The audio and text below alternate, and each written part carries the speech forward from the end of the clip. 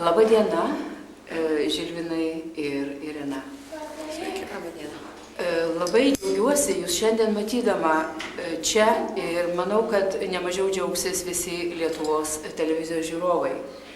Jo labiau, kad jūs koncertavote vakar, jūsų laukia koncertas šiandien ir jūs sutikote pasikalbėti su mumis, su visais, o tų visų yra pakankamai, kadangi jūs turite daug gerbėjų ir toli ieškoti nereikia.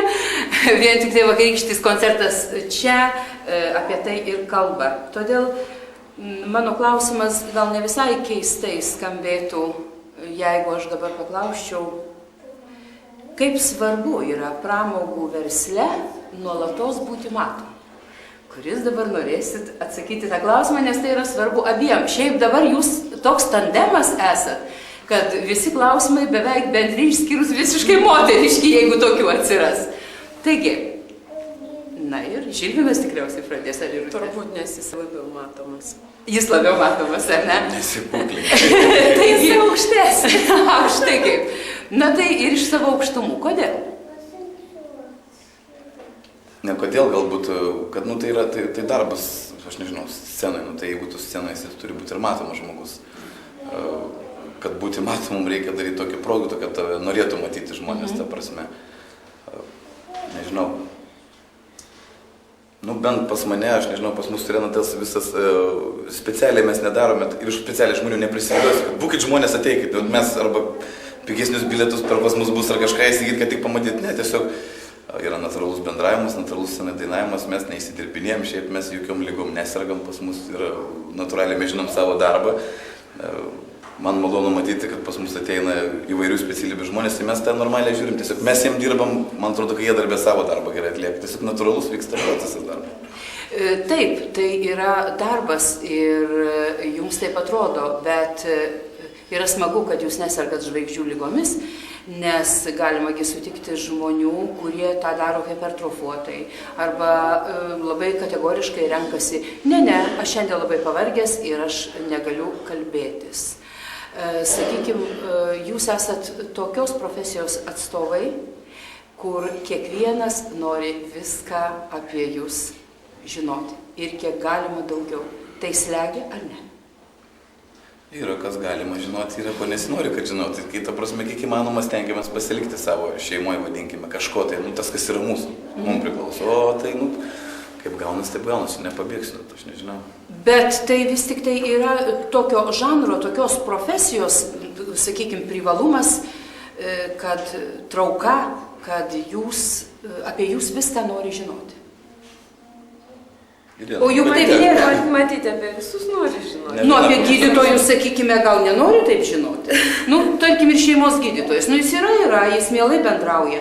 O kodėl būtent šio žanro artistai tiesiog kažkaip ypatingai norisi žinoti, kada su kuo, kur jis buvo, iki smulkmenų atrodo. Pavyzdžiui, jūs tai neslegia, kad reikia ką nors, pavyzdžiui, slėpti.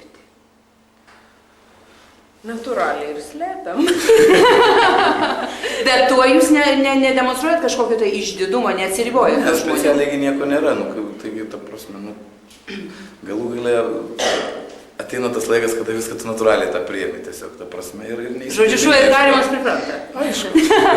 Bet mes turime ir tokių reiškinių mūsų mažoji Lietuvoje, kur iš tikrųjų kiekvienas yra pastebimas, kaip antai siekti, mano galva, gal aš labai klystu, mano galva siekti populiarumo bet kokią kainą. Tarkim, visiškai neseniai įvykusios labai garsios Ezopo Mažeikos vestuvės, kurių metu jisai paskelbė, kad jis nebe Mažeika, kad jisai karalius ir kad Mažeika, pasirodo, dabar visą Lietuvą sužinojo, jo nėra tikras tėvas.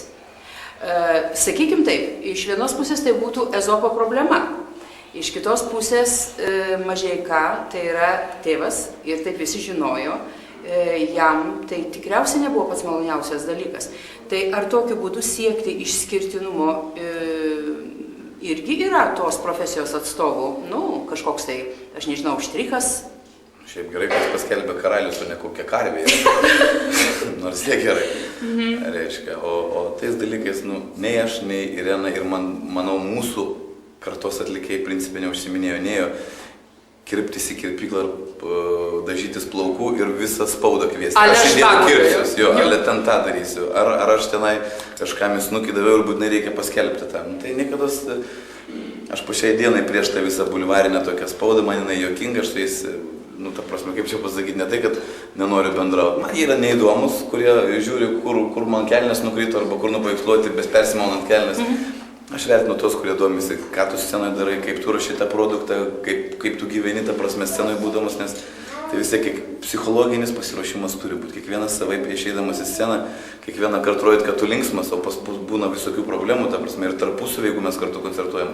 Pa žmogui, aš normaliai gyvenu kaip ir visi žmonės, ir pas mane nuotaika kartais reikia dirbtinai išsidirbinėti, kad žmonės to nejaustų, jie nekalti. Taip.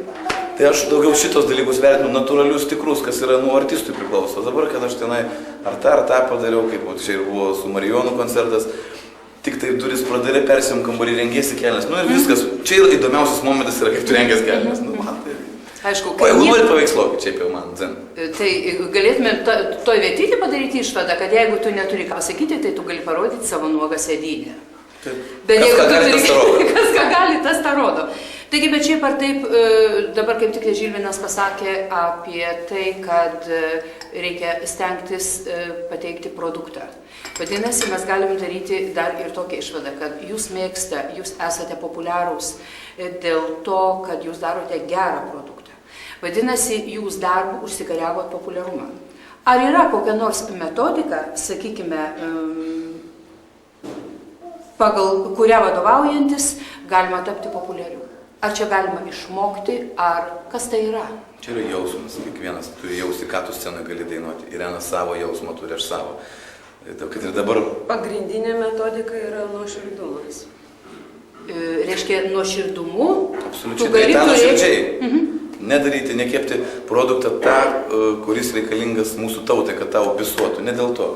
Tiesiog ir šitas paskutinis albumas, kuris pasirodęs po savaitės, kurį aš dariau, aš jį gimčiau 2 metus. Ta prasme, išnešioji dainas, ta prasme, ieškai variantų, ta prasme, paskui buvo galbūt 25 dainos padarytos, netinka, meti šiukšlių dėžę. Pirmoji eilė žiūri į albumą, dėdi tą dainą ir aš pasižiūriu, kaip aš jausiu scenoje su ja.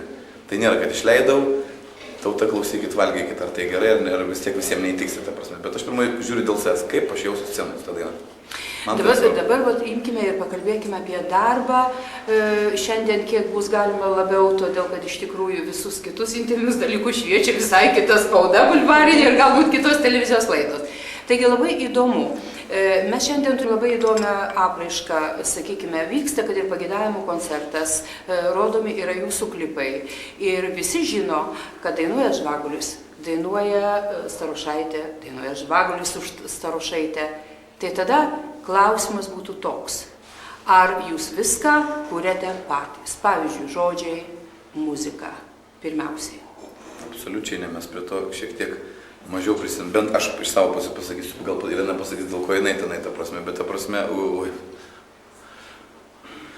šiaip aš kažkaip sakau, viskas yra sukurta.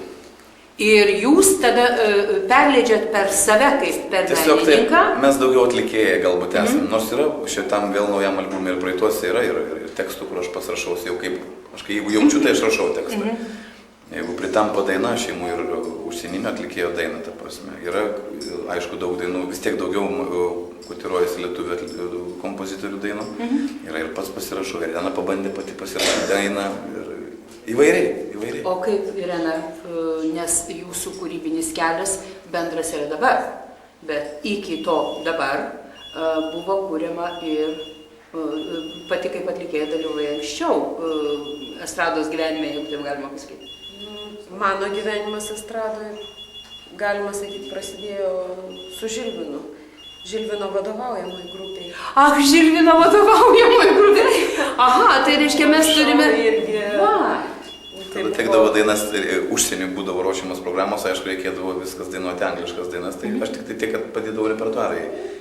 Kišdavau, ką man reikėdavo. Žemaičiai labai lengva angliškai dainuoti. Ne dėl to, kad angliškai jisai yra puikus šoumenas, Aš nenoriu jo girti. Jo, mes čia atsiribojame. Bet jisai tą jausmą turi, kas turėtų patikti publikai, kad sudaryti būtent šou dainas ir šokius. Viskas buvo, jisai ir šokiams rinko muziką, ir dainas rinko, ką reikia padainuoti toj šou programai, kad būtų bendra koncepcija, bendras vaizdas.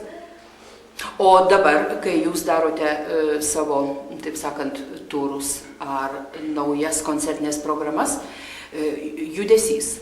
Čia yra vėlgi kiekvieno artisto išgyvenimo, šiuo atveju jų dviejų, ar jums padeda profesionalūs choreografai? Man iš prigimties.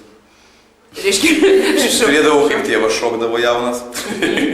Tiesiog tai specialaus nieko tokio ypatingo nebuvo. Aišku, davė žiogelis Klaipėdai pas Bungardienę, davė savo biškį pramoginiai, ta prasme, visi po biškį dasidėjo tie. O Irena? O aš iš vis niekur. Taip, iš jausmo, kas yra, davė žiūrėjimą. Šiek tiek teko dalyvauti repeticijose su šokėjom, kai būtent dainavau šou programoje. Visada reikėjo lankyti repeticijas. Su vienu šokių kolektyvu iš vis buvau išmokus partijas visų šokėjų, kurie neateina į repeticiją. O šiaip daugiau iš tokio iš jausmo. O sceninį, pavyzdžiui, įvaizdį, kompozicijas čia Žilvino prerogatyva? Ne, mes iki šiol labai, kaip pasakyti, to mažai domėjomės. Šiek tiek, biški ten Irena, aš tai iš vis mažiausiai, aš nuvažiuoju kur nors, nusiperki savo kostiumą ir viskas. Šitam turui taip mes pradėjom pirmą kartą domėtis, nes pamatėm, kad galų gale reikia, nes vienu metu čia buvo, kad reikia turėti suplyšusius džinsus, tada tautos žmogus esi. Dabar jau reikia šou elementų, vėl, kaip anksčiau kažkada reikėjo. Anksčiau mes tom labai užsiminėjom, paskui dabar atėjo tas momentas, kada vėl šiek tiek dirbam su stilistais, su dizaineriais. Taip pat Irena bus priversta, turą išvažiuojame kovo 1 dieną po Lietuvą, irgi su choreografais dirbs. Dabar grįžtam vėl iš naujo tas, kas buvo iki 90 metų. Tai aš dabar noriu paklausti štai ko. Lietuva yra labai maža ir jūs sukate ratus po Lietuvą. Tai daug labai reikia pastangų kūrybinių, materialinių investicijų, kad atnaujinti savo programas, kad ir vėl tiek pat ir dar daugiau žiūrovų ateitų jūsų klausytis ir žiūrėti. Aš savo pats įrodžiau, ta prasme, galų gale su tą savo žemaitiškom programom. Šiaip realiai, kaip 2 paimti atskiras programas, aš 2 padariau per 10 metų. Normaliai, ta prasme, kas yra. Ir aš dabar tik tai pajutau poreikį, kad reikia kažką tai naujo. Nes reiškia, jos buvo tokios, kad žmonės nebuvo taip, kad nebeisim neįdomu. Reiškia, buvo įsodintos gerai, giliai, reiškia, ir jos galėjo tiek gyventi. Dabar atėjo poreikis kitom dainom, jos atsirado. Aš turiu manį, kad kokybiškai, reiškia, buvo mano neprašauta pro šalį. Aš pataikiau su tom dainom. Reiškia, už tai reikėtų būti dėkingam intuicijai? Tik tai, intuicijai, požiūrį tam visam, ko reikia. Tai dabar judu du artistai, dainininkai, kaip apibūdinti jūsų gyvenimą? Tai yra darbas, kurį jūs atliekat scenoj, tai yra būsena nuolatinė, ar tai tiesiog yra gyvenimo būdas? Mes turbūt atskirai sakysim, nes šalia to visas scenos, reiškia, man galbūt dabar paskutinius 2 metus tai pasidarė jau kaip ir, vadinkim, jau ir darbas, reikia kaip į darbą atsižiūrėti, nes yra šalia, aišku, nepaslaptis, tai yra muzikinis angaras, yra ir džiazo klubas, yra tokios, vadinkime, verslo labai daug pas mane pozicijų, tokių, kur aš paprastai užsiėmęs panašiai to verslu, o man tai scena buvo tiesiog atsipalaidavimas poilsis, nes man nereikėjo nei žvejybos, man nereikia nei medžioklės, man scena tai buvo visa medžioklė ir žvejyba. Aš pailsėdavau to. Dabar jau šiuo metu yra darbas, o šitai biški atsakingiau, žymiai rimčiau pradėjau žiūrėti, esmėdami jau kaip į darbą, ne vien tik tai kaip į poilsį, norėdamas išlaužti biškutį kokybės. Irena, turbūt aš atsiprašau, tikrai pasakys, nes Irena... O tau kitaip? Man tai gyvenimo būdas. Saviraiška? Saviraiška, būtent tas toks neatsipalaidavimas, o tiesiog džiaugsmas, nes scenoje man geriausia gyventi. Geriausias jausmas? Taip, geriausias jausmas. Tai kur nesijausi gerai, dar honorarų sumoka ir visą gerai, tai fantastika gyventi. Taigi už tai. Aš dabar keistą užduosiu galbūt klausimą. Bent jau galbūt jūs nesitikėjote iš mane tokio klausimo. Tačiau šiandien bet ką žmonės bedarytų, ar mados pasaulyje charakterizuojami yra naujieji darbai ir yra sakoma, tai tikrai labai seksualus rūbas. Renkam ką nors iš masės gražių jaunų moterų ar mergaičių, vienas iš kriterijų, jeigu ne pagrindinis, seksualumas. Taip pat yra ir su dainomis, su programomis ir su aktoriais. Kaip jūs žiūrit į šito termino tokį eskalavimą? Nes šiaip mes esame įpratę, kad tai yra pakankamai intimus dalykas, labai privatus dalykas, o dabar reiškia visas seksualumas žmogaus turi būti kažkur viršui, kažkaip jisai demonstruojamas. Ar jums tai turi kokią nors įtaką? Man tai irgi svarbu, jeigu tą, ką seksualumo rodo, yra gražu, tai yra gražu, tada kodėl ne, ta prasme, tai yra natūralus dalykas, kodėl ne. Aš nekalbu apie lovą, ta prasme, apie kažką, aš kalbu apie išvaizdą gražiai seksualiai atrodyti, tai yra gražu. Jeigu tai tinka, gali parodyti. Jeigu biškutį formos moteriai nelabai tinko, vis tiek nori tą rodyti, tai tiesiog belieka pasilikti prie savęs nuomonę. Jo, gailėtis tokio žmogaus. Gailėtis tokio žmogaus, kuris to nejaučia. Man tai labai svarbu. Tau pačiai, kaip moteriai, tai labai svarbu. O kaip ir tas rūbas, būtent ir viskas, jeigu yra galimybė, reikia seksualiai, ypač scenoje. Taip, o vyrai atlikėjai, kad seksualumą savo demonstruoja net rūbus nusirengę, tarkime, kelnėse viskas dainininkas. Aš manau, kad jo rūbas turėtų būti seksualus, o ne būtent kūnas. Ne kūnas. Ne būtent tą demonstruoti, o būti tokiam seksualumas gali būti akyse. Aha, tai čia moters požiūris, nusirengusi vyras. Man negrėsia nusirengti, bet jeigu tenai nusirengia švarus triusikai, kai viskas švaru, tai prašau, kodėl ne, man nemaišo. Tiesiog jūs labai demokratiškai. Aš demokratiškai to žiūrėjau, man tas negrėsia. Bet aš supratau, kad jūs nesureikšminate šito, pavyzdžiui, kitokio laipsnio, kai tą sureikšmina būtinai kiti. Ne, aš suprantu, kad Žilvinui patiktų, jeigu jam pridainuojančios panelės seksualiai bus apsirengusios. Skaniai, viskas turi būti skaniai. Ir kiekvienai panai viena yra storesnė, kita yra plonesnė, tai yra natūralus žmogaus būsena. Tai viskas tas turi tikti. Ne tai, kad būtinai, jeigu trumpas, tai trumpas jonas. Ne. Viskas turi būti seksualiai, galima suilgus jau labai seksualiai atrodė, teisingai apsirengus irgi. Taip. Mes dabar kalbėjome visą laiką apie jūsų kūrybą. Ar jūs atkreipite dėmesį ir į kitų to paties žanro atlikėjų kūrybą? Labai daug klausau, viską stebiu, kas vyksta, kas ką naujo padaro, viską stebiu. Tai tada būtų tikriausiai logiška, kad aš paklausčiau didžiulę ažiotažą, ir aš visiškai nebijau šito žodžio, sukėlęs Lietuvoje labai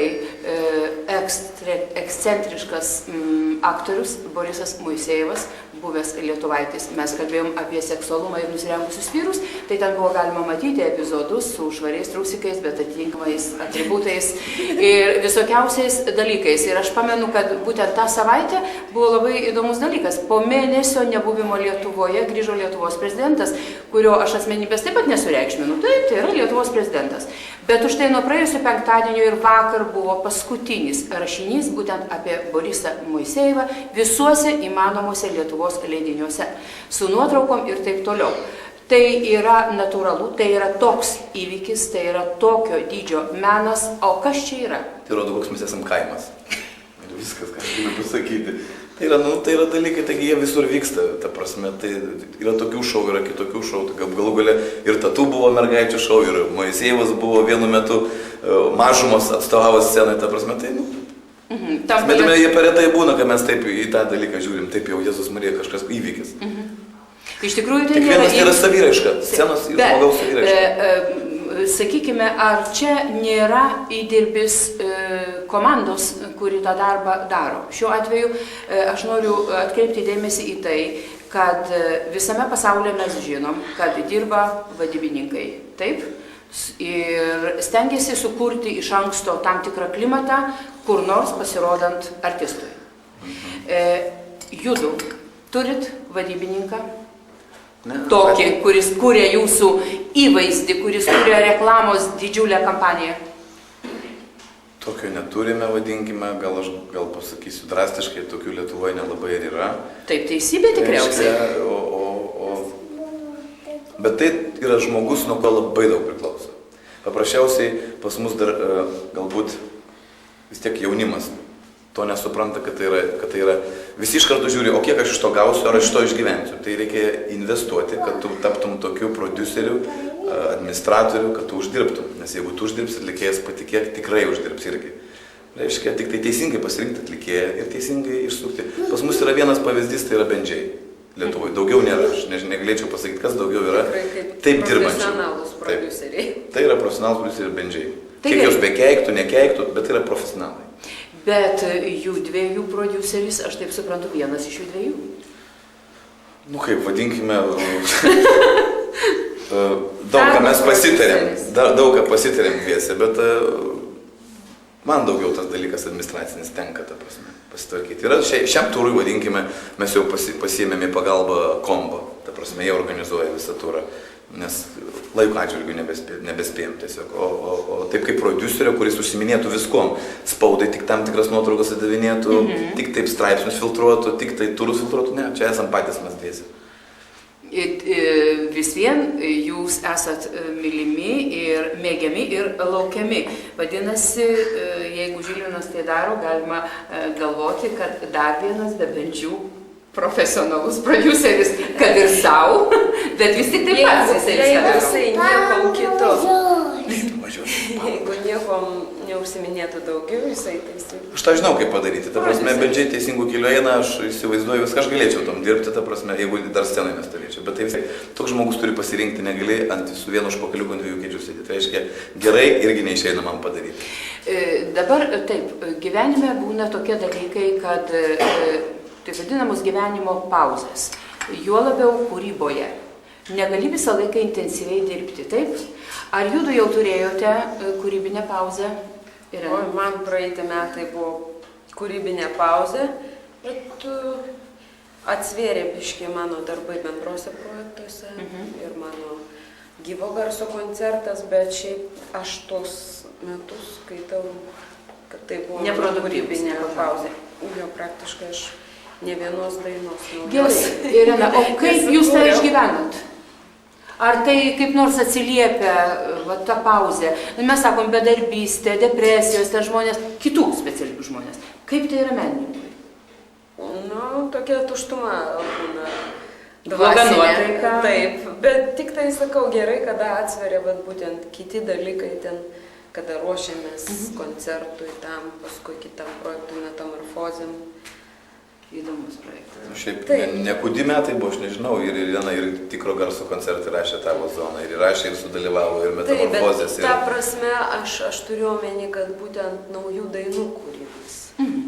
Neatsirado naujos dainos visiškai. Nu, o Žilvinas? Koncertų buvo. Aš 2 metus dirbau su studijai, ta prasme, vyko darbas, man aš nieko nepajutau. O galų galę dabar išnešiau jau gatavą produktą ir jau Irenos pirma daina jau daroma. Ir jau dabar Irena šios metus sėdės dirbti savo naują albumą ruošia. Aš visai ne per seniausiai skaičiau interviu viename iš laikraščių, kur Žilvinas kalbėjo apie tai, kad jisai turėjo darbą nesusietą su dainavimu, būtent kažkas buvo su lošimo namais. Čia kas yra papildomas darbas, ar tai įdomumas buvo pačiam patirti kažką tai nepatirta, ar vis dėlto buvo užpildyta kažkokia pauzė tuo? Gyvenimo buvo kaip ir pas visus, galbūt vadinkim, tai čia yra susirišę su verslu. Įlindau, nepasisekė, iš nežinojimo, iš nepatyrimo, o tai buvo šaltinis uždirbti greit ir daug pinigų. Tiesiog paprastai. Aš dabar neklausiu, kadangi ar buvo uždirbti tie pinigai, nes apie pinigus kalbėti yra nekorektiška. Tačiau neišvengiamas klausimas būtų taip. Jūsų profesijos žmonės, ar jie gali, kaip kitų profesijų, pavyzdžiui, tikėtis išeiti į pensiją ir gauti iš sodros tą pensiją? Ta prasme, kad tu vos ne iki gilios senatvės, aš taip vadinu, kadangi pensinis amžius nukeltas, jūs galite dirbti šitą savo darbą? Nu kaip, būtų kvaila sakyti, kad iš muzikos neįmanoma išgyventi. Įmanoma išgyventi. Šiaip, pavyzdžiui, šiuo metu, kaip vyksta 2 metai, ta prasme, įmanoma išgyventi yra. Bet aš skaitau, kad Ir aš tą stengiuosi padaryti versliuką savo susikurti, kai jisai judėtų, kad jisai suktųsi, kad, vadinkim, tenai ant sviesto, ant benzino, kad liktų šonė, kapsėtų, kapeikėlė, ta prasme, aš tom rūpinuosi, nes aš nežinau, kas bus po 2-3 metų, aš nežinau, kas bus po 10 metų, ta prasme. Aš skaitau, kad mašinytė turėtų tokia būti, kuri kapsė savo, kad nereikėtų nedaug dievė depresuoti tam, nes aš toje vietoje esu tikrai daug patyręs, ta prasme, toje vietoje esu depresavęs, nes kai tu esi niekam nereikalingas, tai yra žiauru.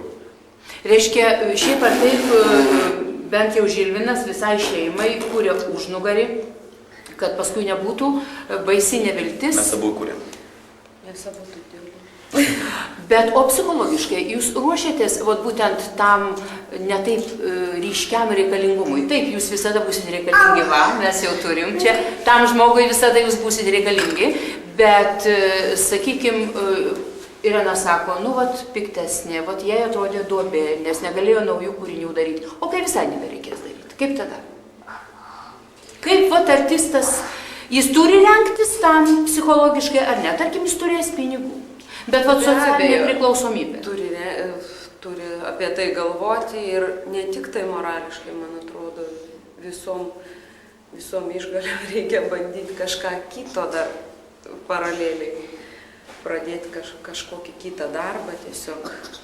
Ar įmanoma, pavyzdžiui, Lietuvoje, turint tokį kultūrinį mentalitetą, pavyzdžiui, ten kokie nors rusai gali pasirinkti kitą žanrą, dainuoti romansus iki gilios senatvės. O mes Lietuvoje turim ką nors tokio, kad jūs vis dėlto galėtumėte daryti tai, ką jūs dabar darote. Siauresnis yra pasirinkimas, vadinkim, šitoje sferoje. Galbūt, vadinkim, kiekvienas save turi vertinti. Irena gal galėtų pas ją yra tvarkoje viskas su balsais, jinai ta prasme ten turi. Aš esu tik tai šaumenas scenoje daugiau, aš su savo balsu nenusikraipysiu, ta prasme. Tai aš tą žinau, aš žinau savo vietą scenoje, ką aš galiu, kiek aš galiu, ta prasme. Tai aš dėl to ir sakau, aš galiu būti administratorius neblogas, aš galiu administruoti verslą, ta prasme, kiek aš išmanau, nedidelį, bet kažkokį tai mažiuką, ta prasme. Aš tą ir darau, ta prasme, tam ir ruošiuosi. Judo būdu, štai mes kalbamės ir toks vaizdas, kad jūs labai paprasti žmonės ir tiesiog mielas su jumis praleisti laiką. Nors iš principo jūsų populiarumas galėtų leisti galvoti, kad čia vis tik tai yra Lietuvos žvaigždės. Bet Lietuvoje dabar yra labai daug žvaigždžių. Klausimas, ar visos tos žvaigždės ir yra žvaigždės? Ko reikia, kad tu būtum žvaigždžiai? Ar užtenka populiarumo? Ar užtenka apsišaukti žvaigždę? Nes, tai nėra paslaptis, kad kas antras atlikėjas žvaigždė. Ar čia taip yra, tai objektyvu? Tai jūs man pasakykite, paimkime Kučinską, paimkim Naktinės personas, paimkim Žasus, paimkim Biplanus, paimkim Ciciną. Taip, visi atseit Naktinės populiarūs. Toliau aš daug paimk kolektyvų, kur jie 5 metus pabuvo ir nėra. Aš skaitau Kučinskas, taip. Kučinskas, taip, jisai žmogus ir aš puikiai atsimenu prieš 5 metus, kaip jis iš naujo pradėjo išstotis ant kojų ir kas jis dabar yra. Prašau, žmogus įrodė viską. Tai, bet ir vėl tas žodis žvaigždės man pats yra absurdas, arba tu populiarus esi, arba nepopuliarus, aš tai į tos dalykus tiesiog... Žvaigždė mažiausias arba nereikalingas. Taip, reikalingas nereikalingas, kas tas yra žvaigždė, jeigu nori, ten vadinasi, tasgi žodis žvaigždės atsirado kada, 92-3, kada tai biškutė. Holivudą, kaip pamatėm, ten žvaigždžių, bet man atrodo, kad holivudiškų žvaigždžių suteikimas žvaigždės statuso yra truputėlį kiti kriterijai negu pas mus. Taigi, judu esate pora. Ir tai matyti daugumai Lietuvos žmonių nėra paslaptis, o šiandien kaip įrodymas laksto jūsų šitas žavus žmogus. Žilvinas yra žemaitis, jis niekada šito neslėpia ir tai yra labai smagu visai Žemaitijai ir visai vakarų pakrantėjai, kuri kartais taip, neaišku, žemaičiams priklauso ar ne žemaičiams. Irena yra Vilnietė, todėl klausimas Irenai. Ar lengva gyventi su žemaičiu? Man išeiti? Ne, jau dabar paklausai. Yra savo žavesys. Aha. Nes yra kaip matyti ir ne su žemaičiu. Visur yra savo problemų. Aš suprantu, kad yra savų problemų, bet, tarkim, jau tokia asimiliacija jo buvimo Vilniuje, kad, tarkim, jis nepaprašo kokios posėnės košės su spirgais, apie kurią tu nieko nežinai. Jis prašo visą laiką bulvių. Bulvių. Bulvių, šaltienos, daktariškos dešros. Tu gera šeimininkė? Nebloga. Nebloga. Moku padaryti. Mokai padaryti valgį, Ką nors tik pagaminti. Jo, pas mus žentiškas yra patiekalas tai antis. Kiniška gal? Ne. Normaliai. Žemaitiška turbūt. Ne, kaip mama darydavo, šlavė sobolės, su skilelėm, puikiai. Tai dabar Žilvinui klausimas. Žilvinas visiems visada sako, kad jis gyvena tremtyje. Taip? Tai dabar aš noriu paklausti, ar teisingai žemaičiai deklaruoja Lietuvoje klausimą apie išskirtinį statusą? Kaip žmonėms suprasti? Ar tai žemaičiai juokauja, ar jie iš tikrųjų žaidžia tik tai tokį žaidimą, ar tai yra Lietuvos vientisumui kokia nors grėsmė? Kaip tu žiūri į tai, kad žemaičiai bando save kaip nors išskirti? O mes esam bendravę labai daug, ta prasme, ir su Egidijus Skarbaliu, ir su tai žemaičiais, kuriem įdomu. Mes deklaruojam, ta prasme, kultūrinę savo zoną. Tai mes ir sakom, dzūkai deklaruokit, suvalkai, tai bus įdomiau, bet tame ir yra įdomumas, o tik pastovi intriga, o žemaičiai kažką nori atsiskirti. Bet tai čia yra šou, čia yra kaifas. Mes kultūriškai taip norim palaikyti kalbą, kad jinai neišnyktų, to pačio linkiu ir suvalkam ir dzūkam. Reiškia, jokios grėsmės Žilvinas Žvagulis tikina, kad jeigu Skarbalius kokio nors žodžio nepasakė ir kiti suprato klaidingai, kad Lietuva bus padalinta, kaip kažkada tai didžioji kunigaikštystė ir Žemaitija, tai čia jokios grėsmės lietuviams nėra? Absoliučiai, man atrodo, bet iš mano pusės ne. Vizas aš visiems laisvai išduodu. Aha, bet vis tik žemaičiai turi vizas. Ne, lietuviams, sakau. Mano draugai iš Vilniaus, kai važiuoja, čia lietuviai, jau privažiuodami prie Raseinių, sako, Žilinai, ar važiuoti, aš jau važiuoju į Klaipėdos pusę. Iš tikrųjų, bet Žilvinai... Viskas humoro forma vis tiek daugiau. Tu esi klaipėdiškis? Taip, klaipėdiškis. Bet genetiškai žemaitis? Taip. Nes, ta prasme, man labai daug Salantuose pas močiutę teko augti vasaros iš ten pas mane ir yra viskas sukišta visa Žemaitija. Dabar jum abiem klausimas. Kiek kartų žmogus gali gyvenimą pradėti iš naujo?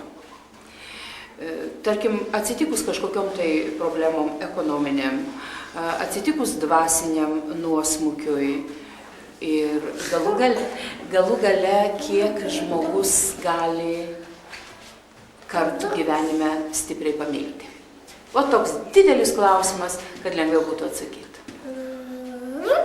Man tai čia du klausimai. Pamilti ir kitas turbūt ekonominis, dvasinis tos krizės. Vadinkim, kai suklumpi tikrai gyvenime atsikelti. Tai sunku pasakyti, kiek kas žmogus gali ištverti. 2 kartus gali, aš jau žinau. Iš savo paties? Taip, tik iš savo, daugiau nieko negaliu pasakyti. Bet jau 3 kartą nerizikuotum? Nenorėčiau, kad taip įvyktų, nes tai žinau, kaip yra sunku. Ir 3 kartą gali nebepakelti? Gali būti visko, aš ir po 1 kartą galvoju, kad 2 kartą nepakelsiu. Bet geriau matyti nerizikuoti? Geriau ne, niekam nelinkiu to, nei savo, nei kitiem, nei vienam. Čia turbūt ne pats tai sudarai, Tai tiesiog aplinkinės sąlygos. O tai nepriklauso nuo žmogaus savybių. Pavyzdžiui, iš karto atsispirti. Sunku pasakyti, nuo ko tai priklauso. Gyvenimas jis eina, ta prasme, situacija, kartais tu nežinai, kas pas tave dušiai, kaip suveiks viskas. Galbūt buvo kitaip, jeigu būčiau kitaip padaręs. Prasme, kai analizuoja, bet taip. Na, o meilė? Kiek kartų žmogus, aš suprantu, jeigu jų daug turėtumėt po 14 metų, mes kalbėtumėm apie mokyklinę meilę. Bet kadangi jūs turite truputėlį daugiau negu 20 metų, jūs gyvenate tokį įdomų gyvenimą, kur kitiems žmonėmis atrodo toks apgaubtas iš tikrųjų dirbtinų šviesų. Ir kad, juk čia nėra paslaptis, dainininkas scenoje yra kažkokia ypatinga trauka. Juk jūs po koncertų puikiai žinote, kad laukia jūsų mažų mažiausia autografo. O prieina viešoj vietoj, jau nekalbant apie kokį nors restoraną ar naktinį klubą. ir galvoja, kad tai yra kažkoks tai ypatingas žmogus. Arba būtent tas ypatingas žmogus turi daugiau pagundų flirtui, įsimylėjimui, arba susvyruoti gali tą meilę, kurią turi. Žinot, kaip yra, man tai turbūt lengva yra, nes kadangi aš matau, kiek ateina vyrų, kur Ilena patinka, kiek ateina pasako, mes tik Irenos atėjom pabūti, Žvaugulį mes tavęs nenorim klausyti, kiek už kulisų gėlių atneša, šampano, kiek tiesiog žiūrėdami akim ranką būčiau ir aš žinodamas tą, aš stengiuosi būti tokiu, kad aš tik būčiau jai reikalingas. Dėl to man iškart pastovi man ir vadinkime, aš matau, kad jeigu kas nors įvyks ne taip, kad taip pat atsirasti mano vietą 5. Dėl to aš dirbu stipriai ant to. Irena, čia dabar sakyti, kad labai pasisekė, ar ne, kad yra vyras, kuris stengiasi visą laiką patikti savo moteriai. Paprastai tai būna atvirkščiai, aš žinau gyvenime. Moteris neriasi iš kailio, kad patikti savo vyrui, kad jis nesidairytų į kitas. Jis pavydus? Pavydus. Ir ką tada su darai, kai tau atneša gėles ir atneša šampaną? Slepiesi? Ne, toj vietoj viskas normalu pas mane. Šampaną jūs išgerėte abudu? Ne, šampaną mes negeriam abudu. Tuo metu. Irena, kaip tu jautiesi? Nėra pagundos, kada tiek daug dėmesio kitokių vyrų? Tai kitas dėmesys, ne toks, kuris sukelia pagundą. Bet pretenzijų turi? Kažkas labai sako, aš tave labai įsimylėjau. Čia Žvagulis yra niekalas. Tai įsimylėjimas, gal įsceninį mano įvaizdį, nes daug man gyvenime sakė, kad vat, kokia tu esi.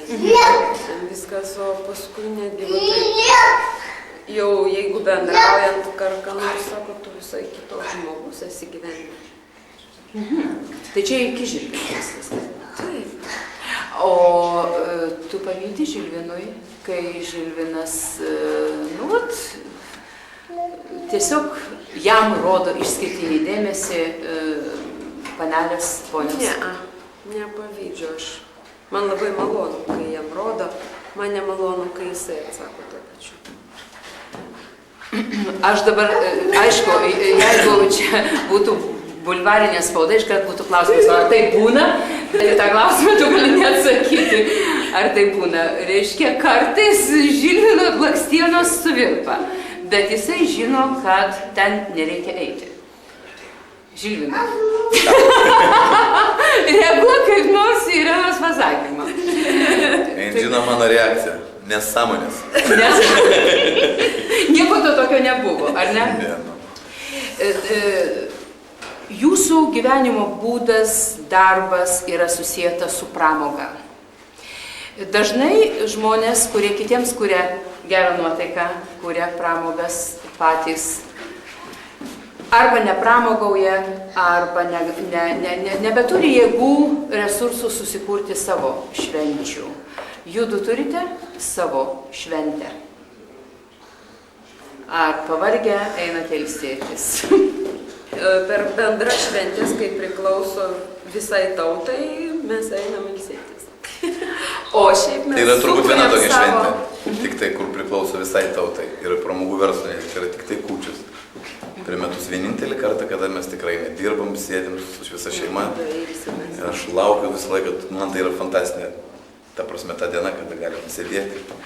Ir tada niekur nesinori eiti į jokius restoranus, į jokias kavines, niekur. Šiaip aplamai nesinori eiti. Nesinori eiti. Žiūrėkit, kažkada tai buvo gėda, aš visai nebijau to žodžio, geram dainininkui koncertuoti, tai yra dainuoti kavinėje, restorane, bare. Dabar tai yra vienos iš aikštelių, kuriuose, nepaisant statuso, tu ten žvaigždė ar nežvaigždė, apie ką jau mes kalbėjom, dirbi. Čia kas nors pasikeitė, ar pasikeitė tik požiūris? Mums nepasikeitė, nes mes ir pradėjome, vadinkim, tose scenose, kaip ir iš tų dabartinių, vadinkim, tų atlikėjų, kiek aš pažįstu, to vidutinio amžiaus, iki 30 metų sakydavo, žiūrėk, iš Kabakė ten, visi klubuose varo, atsirado kultūra, nes visi užsienio žvaigždės, visi klubuose praeina tam tikrą etapą, tai gal tas žodis restoranai pas mus, kavinės, barai, yra klubai. Yra klubai, vadinkim, barai, ten, kur žmonės linksminasi, vienokiu ar kitokiu būdu. Tai mums tas yra etapas praeitas, mes nuo to pradėjom. Pradėjom ir tokiuose scenose, ir klubuose, ir tai yra natūralu, nes užsienį visur klubuose vyksta. Jeigu tu gali išgyventi iš to, kad tik tai koncertinėse salėse koncertuoji, valio. Jūs buvote, ne taip seniai, Kanadoje, turėjote išvyką ir ten turėjote keletą koncertų. Ten koncertai labiau mėgiami yra klubuose, kur nėra keli tūkstančiai žiūrovų, kur tu gali beveik pačiupinėti atlikėją, o ne per binoklį. Čia visą laiką tūkstančiai tai yra retas atvejis. Bet jūs koncertavote klubuose. Ten populiaresni koncertai yra klubuose ar tie didieji stadionų koncertai? Apie Kanadą mes negalim taip jau pasakyti. Mes buvome lietuvių bendruomeniai ir mes koncertavom lietuvių namuose. Tiek Toronte, tiek Hamiltone, ta prasme. Tai buvo, vadinkime, vienam koncerte daug žmonių, kitam mažiau ir kitam visai mažai, ta prasme. Bet tai yra Hamiltonas, tai yra, kur gyvena labai nedaug ir jau senyvo tik amžiaus žmonės, ta prasme. Ten jų buvo nedaug, nes koncertas buvo 7, o 7 nieks nebeina į koncertus, reikėjo, sakė, daryti 4 dienos. Bet tai, natūralu, mes bendruomenės koncertavom, ne kažkokiuose didelėse labai aikštelėse, nors ten žmonių telpa nemažai. O ką jie mėgsta labiausiai klausytis? Nes, pavyzdžiui, mes galime turėti klaidingą nuomonę čia būdami iš įvairių. Sunku pasakyti, aš žinau, kad tenai Torontas nėra labai lepinamas mūsų Lietuvos atlikėjų kaip Čikaga šiai dienai, ta prasme. Tai jie pas juos yra buvo, aš kaip patys sakė, Paltininė, pas juos buvo Povilaitis ir mes atvažiavome, ta prasme. Tai jie išsilgė. Ta prasme, kažko tai jo atvažiavusi. Nebuvo taip, kad visi mintinai žinojo mūsų dainas. Ta prasme, taip nebuvo, netgi buvo tas daugiau mažiau žinomų. Bet, ačiū Dievui, sužinos. Ten, Kanadoje, kai buvot, jūsų klausytis ateidavo žmonės įvairaus amžiaus, ar tik tai tie, kurie prisimena Lietuvą senyvo amžiaus? Ne, įvairaus amžiaus buvo, ta prasme, tenai yra žmonių, kurie išvažiavę prieš 5 metus, prieš 10 ir... Ach, jau ir tie? Yra ir tie visi normaliai lankėsi, ta prasme, kiek jų buvo, mes matėm tikrai įvairaus plauko. Buvo ir tokių, kurie jau yra gimę tenai. Tik tai tenai gimė. Ir jis žino, kad jis lietuvis, jis tikriausiai lietuviškai nekalba. Lietuviškai kalba, lietuviškai, jo žodžius pagrindinius tiek, ta prasme, susikalbėti galim su jais. Gerai, jūs dabar man pasakykit, ar jie ten didžiuojasi to, kad jie yra lietuviai, jie puoselėja lietuviškumą, jeigu palyginti su mumis lietuviais, čia gyvenančiais Lietuvoje. Ten užaštrintas, padidintas yra tas jausmas, kad aš lietuvis. Sunku pasakyti man dabar, ta prasme, bet jie jaučiasi normaliai, kiek aš supratau, ta prasme, jie ne vienas nepasakė, kad mes esam kanadiečiai, mes lietuviai. Jie normaliai lietuviai, visi stengiasi šnekėti labai gražiai, tvarkingai. Vaikus savo auklėje lietuviškai, būtinai į lietuvių mokyklas eina savaitgaliais. Tikrai labai graži bendruomenė. Graži bendruomenė. Jūs gerai jautėtės? Mes gerai jautėmės, dalyvavom naujoje bažnyčioje pastatytoje ir jų bendruomenėje visoje, senelių namus pasistatė savo šalia ir labai gražiai gyvena. Jie gražiai gyvena, mes čia skundžiamės savo gyvenimo, aš jūsų neklausiu, nes jūs optimistai ir kiek buvo galima justi, kad jūs gyvenimu savo nesiskundžiat. Tai ar galima tikėtis, kad Žvagulis ir Starošaitė neišvažiuos iš Lietuvos gyventi kitur? Į kitą šalį. Jau teko gyventi, ta prasme, grįžom. Ką ten daryti, jeigu... Šiaip ir čia tu gali, jeigu sugebi, ta prasme, vis tiek kažkaip reikia suktis. Ir ten taip pat, ta prasme, tik tai, kad čia tu esi lietuvis. Aš pagal savo specialybę žiūriu, aš čia dainuot galiu, ten aš negalėsiu, aš ten tvoras dažysiu, gal stogą dengsiu, ta prasme, kol aš galiu, kol aš reikalingas, tikrai stengsiuos kuo ilgiau čia būti. O kaip gyvenimas vyras, nieks negali pasakyti. Ten visi žmonės išvažiavo irgi ne iš, vadinkim, kas ne iš gero gyvenimo, kas ne iš kažko. Tai kažkas gyvenime įvyko, kad jie buvo priversti ten išvažiuoti, teisingai. Taip. Ir tokių yra, aš sakiau, kas būtų, jeigu pasakytų, 5 dienas gerbimi lietuviai gali daryti, kas nori. Norite išvažiuoti, visiems vizas duodam. Aš bijau, kad čia labai būtų pigus būtų Lietuvoje. Taigi, o dabar, mėlieji, kas tu bebūtum, didelis žmogus, populiarus žmogus, žvaigždė, yra gyvenimas, kurio didelę dalį sudaro buitis. Irute, ar buitis visa gula ant tavo trapių pečių? Taip. Taip? Reiškia, Žilvinas net savo mėgiamo patiekalo Savo mėgiamą patiekalą jis pasigamina. Pasigamina ir tave pavaišina, ar ne? Taip. Paprasčiausiai jam nėra tiek laiko, kad užsiimtų. Jam nėra tiek laiko, ar netgi jeigu jis turėtų daugiau laiko, jis tiesiog yra iš tų vyrų, kuris to daryti nenori. Nu, Žilvinas šypsosi, Irena nenori peikti Žilvinai. Jeigu yra galimybės... Atsiranda toks noras, kad jisai padaro. Ką nors. Taip. Bet šiaip, ta prasme, aš elektrą, prikalimais neužsiminėjau tam ir žmonės, kas gali tą padaryti. Ta prasme, aš esu už tai. Šiaip nors nevengčiau to, jeigu būtų laiko, jeigu sėdinu, taigi nesėdėsi bamba išvertęs. Bet aš laiko tik tai tiek būnu, kad spaudą paskaityti, televizorių pažiūrėti, tai būna pačios man švenčiausias minutės. Na gerai, o ką tu darai, kai Žilvinas pareina, sakykime, taip pervargęs, suirzęs ir užsidengia nuo tavęs laikraščių? Aš nekreipiu dėmesio. Tu būni išmintinga. Tik tai labai gaila, kad mes dabar jau saloną su virtuvė sujungiam ir mano puodai ir visa kita, skalbimo mašina, viskas jam trūkdo, dabar visi garsai virtuvės. Tai reiškia... Kiek ramybės norisi? Norisi tyliai būti kur nors. Na gerai, o dabar jūs esate šeima, pora, jūs didelę laiko dalį praleidžiate kartu. Labai mažą laiko dalį praleidžiate. Kaip tai? O koncertai? Tai tik tai ne visada būna tie koncertai kartu. Aš koncertuoju savo ant savo, mes ta prasme nesam pasiskelbę, kad mes duetas esam. Tiesiog kartais, jeigu norisi ilgesnių koncertų, mes dviese važiuoja, kartais norisi dviese. Bet turim, nes kadangi keletą duetų. Tai jūs visos dienos prabėga atskirai, kadangi jisai turi savo verslą. Ir nuo ryto iki vakaro, iki vėlaus vakaro kartais jisai darbe. O tu tuo metu ką? Puodus barškini? Ne. Irena irgi vadovauja studijai garso įrašų, taip pat dirba, turi, prižiūri vieną iš verslo sričių. Aš dabar būsiu labai bjauri. Žilvinas sakė, kad jisai turi veiklą, uždirba kažkokius pinigus ir kam jam kalt vinį, ar ne? Nu, blogiausiu atveju kaltų. Dabar mūdu išsiaiškinome, mes čia visi trys išsiaiškinome, kad Irena taip pat labai daug dirba. Ne, tai aš sakiau, kad mes abu du. Tiek daug. Bet ta prasme vienas padalino. Bet jinai puodus barškina ir dulkę šluosto. Ar vis tik tai jums padeda kas nors?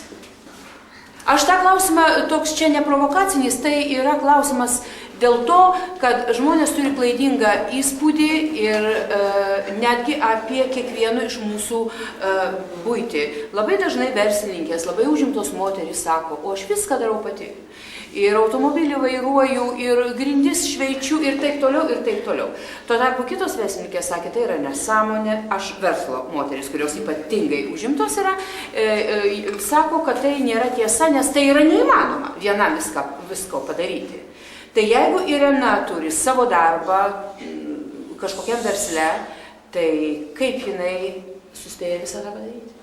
Ne, yra pas mus ir Irena pati pasitvarko, tas vadinkim pas ją yra laisvo grafiko verslas, ta prasme, nėra labai prispausta. Būna, kad labai būna žiaurių dienų darbo daug. Nepaslaptis, vaiką mūsų auklė prižiūri, jeigu reikia, ta prasme, kai nori, kad visą būtą. Jau mes ateinam, tai jinai apsitvarkius šiaip. Nėra taip, kad man reikia ateiti ir plauti puodus, ką dieną jinai ten darė. Būna, kada patys pasitvarkom, šventės, tai būna gal į mėnesį, 2 mėnesius vieną kartą. Yra ir moteriškai, kuri į 2 savaitės vieną kartą ateina ir visą būtą sutvarko. Galų gale. Čia nėra ko slėpti. Tai aš ir sakau, jeigu nori turėti gerą darbą, vis tik tai jam reikia rodyti pakankamą dėmesį, ar ne? Darbui. Ir neįmanoma vienam žmogui visko padaryti.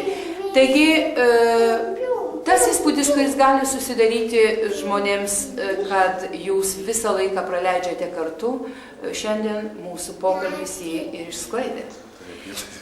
Jo nėra. Jūs, kaip ir visi kiti žmonės, turite nedaug laiko pabūti kartu. Paskutinis klausimas. Kaip jūs mėgstate savo šventą laiką, kurį praleidžiate kartu, jį praleisti? Kaip mes jį mėgstame? Taip. Aš tai kaip jūs jį dievinu praleidžiate? tą laiką. Mes šiandien esam labai laimingi, kad mes galėjome atsivežti vakarę, mes taip pat mausim į Palangą, kur tai galėsim minutį laisvą, visi trysia važiuosim praleisti. Reiškia, buvimas tryse jūsų yra pats geriausias laikas. Taip, nes jis labai retai iškrenta. Ir tada jūs neužsidarote 4 sienose, visą dieną nepraleidžiate lovoje. Mėgstam nuvažiuoti į baseiną arba bowlingą kokį. Baseiną. Taip, važiuosim į baseiną. Tai jeigu yra kokia būtų savaitė, mes stengiamės išvažiuoti iš Lietuvos, tada jau pailsėti kažkur arba netgi į Palangą, nors. O jūs mėgstate būti pakviesti į tuos visus taip vadinamus aristokratiškus renginius, vakarėlius? Jau atsibodo. Nebevaikštau paskutinius 2 metus visas tas vadinamas ir muzikantų tusovkas ir taip. Ta prasme, nebesinori. Ten būna daug kartų, kad, nesinori. Tiesiog, nuovargis. Nes visas pabaigos yra aiškios, temos visos yra išgvildentos, po tam tikro kiekio, jos visos vienodos visada, ta prasme. Ką jūtų darote, kai tarp jų dviejų perbėga juoda katė? Tylim. Abudu tylit? Jinai tai gali ilgai tylėti, man tai šokas ir aš negaliu ilgiau iškentėti kokią pusvalandžią, kaip jinai tyli. Ir ką tada Žilvinas daro po pusvalandžio? Ratus suku, kaip prakalbinti. Pradeda mąstyti. Yra būdų? Pasiseka? Kaip pasiseka. Reiškia, jūs ilgai nesipykstat.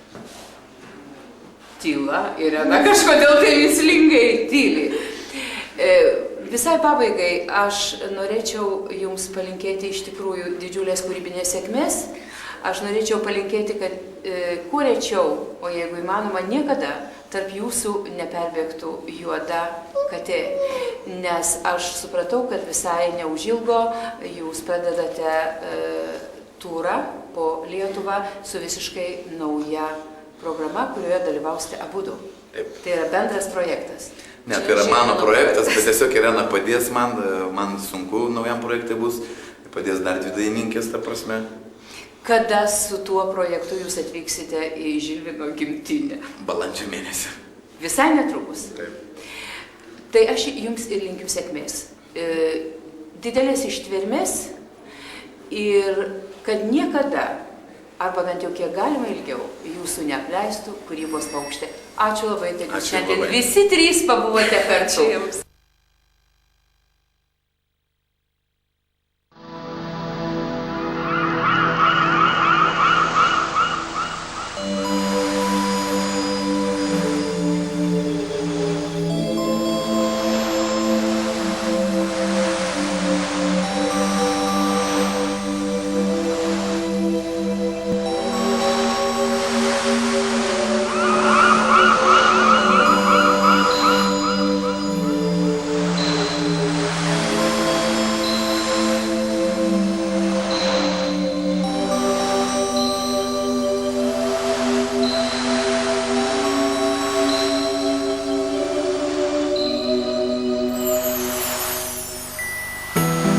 Užverk namų duris ir pušų takų ateik. Greit atplauks laukta banga, bus tokių nedaug. Šiandien mums dosni gelmė, gintarais apkris krantai. Jais išpuošt galiu tave, juos renku tik tau. Tu paklausyk, kaip neša smėlį, tu pažiūrėk. Žolę užžėlė vaiko žaislai, langai praverti, delnai ištiesti ir paukščiai taikus. Švelniai laikyk, sakau saujelė, jūra tikėk. Ji viską gali, jūros valia, laše gelsvame, krisle skaidriame, sustoja laikas. Vakare aukšta banga, gintarais po kojom duš ir pavirs gyvi lašai iš tylios gelmės. pamirštų krantų šviesa suspindės vėl pro metus. Gal ne mums ji bus skirta, bet vis tiek ji bus. Tu paklausyk, kaip neša smėlį, tu pažiūrėk. Žolę užžėlė vaiko žaislai, langai praverti, delnai ištiesti ir paukščiai taikus. Švelniai laikyk, sakau saujelę, jūra tikėk. Ji viską gali, jūros valia, laša gelsvame, krisle skaidriame, sustoja laikas. Tu paklausyk, kaip neša smėlį, tu pažiūrėk. Žolę užžėlė vaiko žaislai, langai praverti, delnai ištiesti ir paukščiai taikus. Švelniai laikyk, sakau saujelę, jūra tikėk. Ji viską gali, jūros valia, laša gelsvame, krisle skaidriame, sustoja laikas. Tu paklausyk, kaip neša smėlį, tu pažiūrėk. Žolė užžėlė vaiko žaislai, langai praverti,